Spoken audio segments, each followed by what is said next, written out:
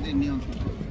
কিন্তু আপনারা জানেন যে আরাকান আর্মি এবং মিয়ানমার আর্মির সাথে যে যুদ্ধ, আরাকান আর্মি আমাদের যে অপোজিটের যে জায়গাগুলি ওই জায়গায় তারা দখল করে।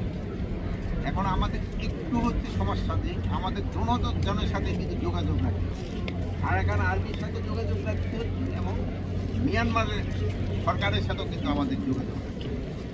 এখন যেমন ধরনের একটা পতাকা বৈঠক যখন করতে হয়, মিয়ানমার সরকারের সাথে আমাদের কিন্তু পতাকা বৈঠক করার মতো কোনো জায়গা নেই, কিন্তু তারা এইভাবে আসতে পারে না। এবং আরাকান আর্মির সাথে আমাদের একটা যোগাযোগ আছে, বাট তাদের সাথে তো আমার ওই ধরনের বৈঠক করার বাংলাদেশে কোনো শঙ্কার কোনো কারণ নেই, কোনো শঙ্কারের কোনো কারণ নেই। একটা সাপ্লিমেন্ট ছিল এই বিষয়ে, সেটা হচ্ছে যেমন আরাকান আর্মির সাথে আমাদের পার্সোনালি আলোচনা যদি কথা হয়, তারা যদি বলছেন তাদের নীতি হচ্ছে শত্রু বন্ধু।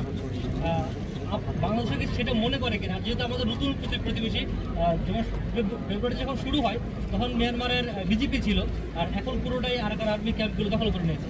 সেই ক্ষেত্রে নতুন প্রতিবেশী নিয়ে আমাদের স্ট্র্যাটেজিগত বিষয় কি? এটা কিন্তু আপনারা জানেন এক সময় বন্ধু শত্রু হয়ে যায়, শত্রু বন্ধু হয়ে যায়, এই স্ট্র্যাটেজি কিন্তু চলছে।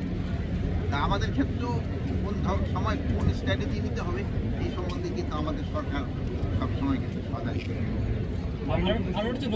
আরেকটা হচ্ছে সীমান্তে এখনো বেশ কয়েকটি জায়গায় আমরা দেখেছি, বিশেষ করে রাতিডঙ্গের ডাউনে যেগুলো আছে, যেমন আরাকান আর্মির সাথে গতকাল তো তারা যদি বলছে যে এখন পর্যন্ত যে 3টি জায়গা এবং শীতের সময় যে 3টি জায়গা খালি আছে সেগুলোতে তারা মূলত সমুদ্র পথটা ব্যবহার করতে চায়।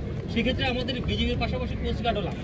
তো আমরা আসলে এই নৌ নিরাপত্তাটা কীভাবে আমরা এখন আপনারা সবাই জানেন যে আমাদের সেন্ট মার্টিন যেতে হলে ওদের একটা মানে জায়গা আমাদের না যদি আমাদের একটু দরকার পড়ে।